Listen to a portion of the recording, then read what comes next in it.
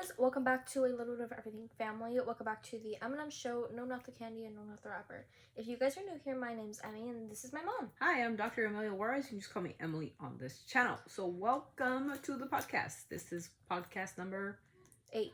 This podcast number 8. And we have something to talk about. So we're going to talk about some things about what federal funding is and federal costs. One of my biggest concerns, I'm okay with finding out if there's fraud, abuse, and all that in our government, right? Because I want to know the taxes that we pay, if they're being properly handled. We all agree on that, okay? We all agree that it should be done with the appropriate people, the appropriate auditors, and no more lies. We need to know if it's true, okay? One of those cuts that's being mentioned is to the Department of Education, and that's where I halt. Okay.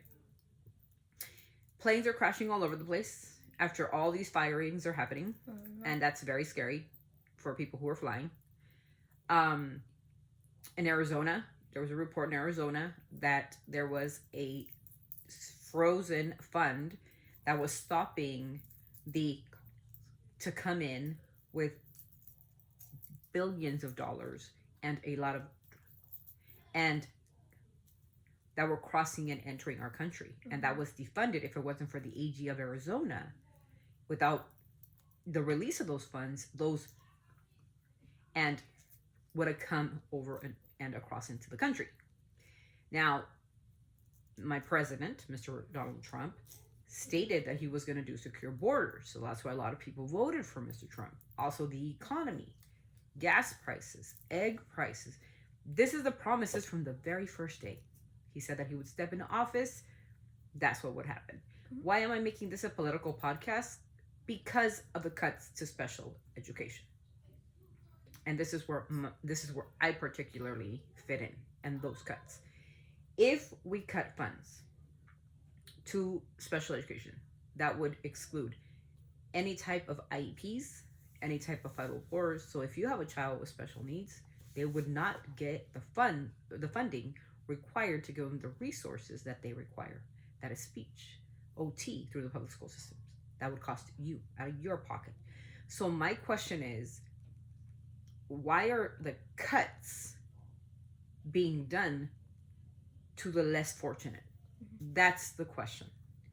I mean, what would happen if your sister Savannah Nicole didn't get the special education teachers, like, their teacher Jackie, or Katie, or Caitlin, or Miss Julie? Those are OTs, speech therapists. What would happen to Nicole? Oh my. What happened to her academic progress? What do you think would happen? Would it go down? Yeah, probably regress quite significantly. If we want our children with special education, and I'm not just talking about my own children, I'm talking about every single child that I'm under, right? That I promised and I made an oath to all those parents that I told them I would fight for your kids to get the required resources. That puts me in a very big, in a pickle, because they're cutting some of those programs out. Those programs are not set on an income basis, but on a public education basis, which has to do with IDEA, which the IDEA, that no children shall be left behind. The program that Barack Obama put into effect, that each child should get the equal opportunity regardless of a diagnosis. Now, do I agree with a lot of the politics? No, but this isn't about politics. This is about humanity, okay? If there is no resource for our children, if they're cut, if their teachers are fired, if the OTs are fired, speech people are fired, who is going to take care to help these children, mine and everybody else's that have children, to succeed in life? Me? Because then I would need to be paid as a homeschool teacher, because I am a homeschool teacher. So I would have to be paid extra to make sure that my children are getting the proper, and I am not trained in that department of speech. I am not trained in the department of occupational therapy, how to use your hands, manipulative, whatever. I am not trained in a lot of realms in education. We are trained for one thing only, and that's administrative. For myself, it is. Okay. And many will believe that because I studied psychology, I would have to know it all. It doesn't quite work that way. These speech therapists are taught a certain way, occupational therapists, they're therapies, not a general curriculum. They're just therapies, and they help with behaviors. If a child is having a breakdown, if we go this route, let's just go this route. A child, I wrote a book about this. It's called Neurodivergent Children in Neurotypical Classrooms. Why did I write a book that? Because I believe in inclusivity, right? In the book, I'm very clear about one thing. In order for that to work, where two worlds collide, neurotypical and neurodivergent, normal versus not normal, right? We don't learn the same. Yeah. It's not saying that these kids are not normal. Cut the crap. But people say, oh, well, my child is normal.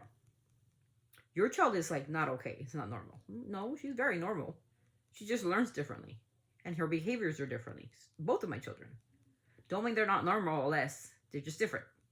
And different doesn't mean less. It just means different. Out of the way. So what would happen if they integrated children with a freshly new diagnosis of autism or Asperger's or behavioral issues? We got biters, tippy-toe walkers, we got spitters, we got people that have Tourette's that say repetitive speech, ukulele, stuff like that. What would happen to them if they get integrated into Emmy's class, which is a normal class? What do you think would happen? That's why I did this whole book. What would happen is, without the right interventions, without the proper supports, and without the proper educators, it would collapse. Not only for the neurotypical, which would be Emmy, because she'd be running around trying to figure out what's wrong with the child that doesn't understand what's going on in the classroom. So both classes would collapse. All children would be in turmoil. Because how are you going to put a child that has some difficulties into a class that already is integrated in school, and they know what they're doing, and they're doing academics, and they're good, and they're getting straight A's, as opposed to a child who has a passing grade? They pass because they attend, basically. It would be a disaster. So I want to know what you guys think in the comments. I am not going to make this video very long. I want to know what you guys think. Is this a good move from the government to take away the only thing that these little kids have, that these children up to the age of 18, before it was like a child with autism can continue to go to school up to the age of 20, well, in our district anyway, and continue to receive these services even after they graduate when they're 18. That's going to be cut out. So basically, they're on their own. How is that going to work in society? Are we going to help? Because you see the racism right now that's happening right now in America, right? Imagine a child, a Hispanic child, and somebody that looks like an immigrant, and you guys already painted the picture, right? And not understanding, not being able to take out an ID when they're out in public, or a green card, or a birth certificate or passport. What's going to happen to that child if they happen to go into a store and not know how to respond to an officer, ICE agent? What happens to them when they can't talk? Anybody in the comments? I would like to hear from you guys. And this is where the video is going to be left at. We've got to be more intellectual or how we're doing it, because there is not one person or two people in the world. Elon Musk says that he suffers from autism. Maybe he got the right resources in wherever the heck he went to school at. I don't know if it was here, probably here in the United States. But he got these resources to be able to handle everything that's being thrown at him, right? And now he's intelligent, and now he's a multi-billionaire. That's phenomenal for Elon, but not every child is going to be an Elon Musk, is it? Especially if they're cutting their resources. So I'll leave the video with that. I want to hear your comments. I want to hear all your comments. I want to hear everything that you guys got to say about these cuts to special education. And it just really hurts my heart, because these kids get it bad enough.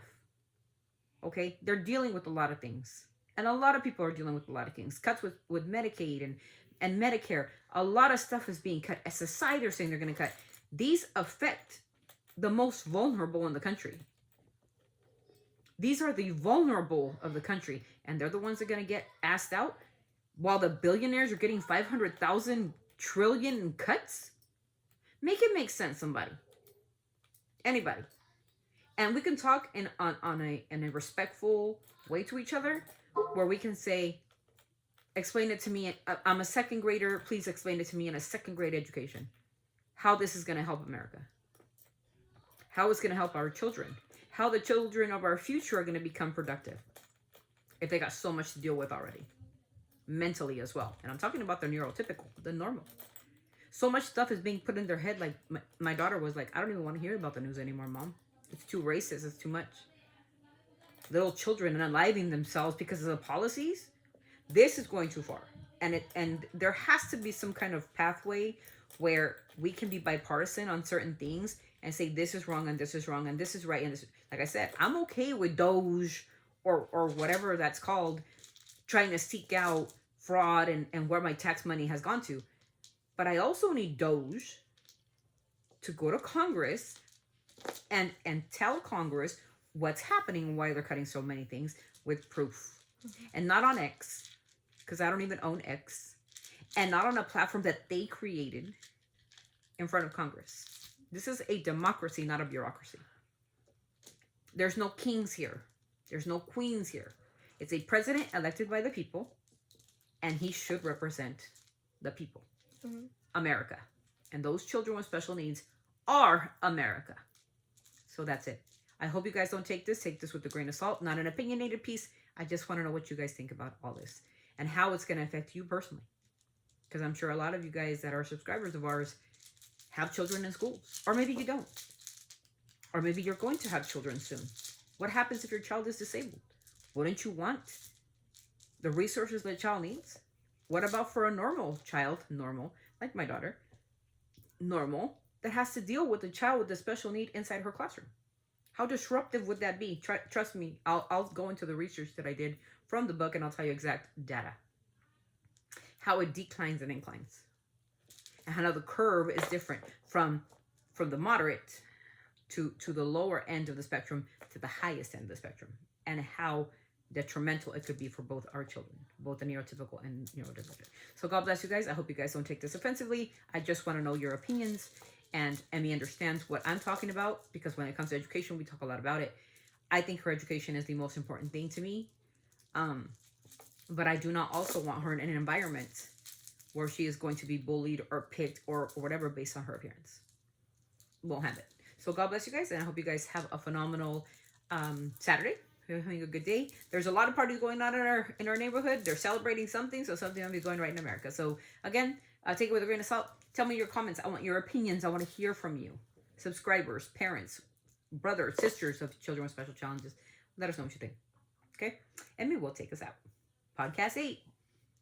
Always sending our love from our family to yours. Don't forget to keep it empathetic, compassionate, and most of all, respectful. But most importantly, keep it classy. You're a reflection of what you write. See ya. Bye.